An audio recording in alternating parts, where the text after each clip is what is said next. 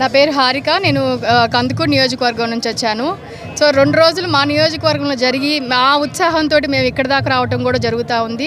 So మీరు ఈ ప్రాంగణం చూస్తే మీ అందరికీ అర్థమవుతూ ఉంది. చిన్న పిల్లల దగ్గర నుంచి వృద్ధుల దగ్గర నుంచి ప్రతి ఒక్కరు యోగాలంలో పాల్గొని నారా లోకేష్ అన్నకి వాళ్ళ యొక్క సంఘీభావం తెలుపుతూ ఉన్నారు.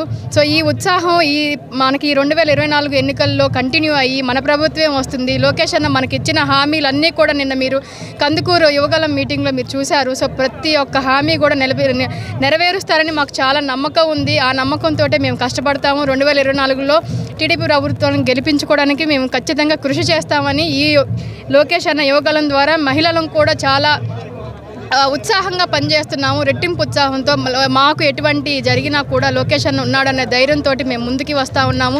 వైసీపీ వాళ్ళు ఎన్ని మాటలు అంటున్నా, మానసికంగా ఎన్ని మాటలు మమ్మల్ని ఇబ్బంది పెడుతున్నా కూడా ఎక్కడ తగ్గేదే లేదు.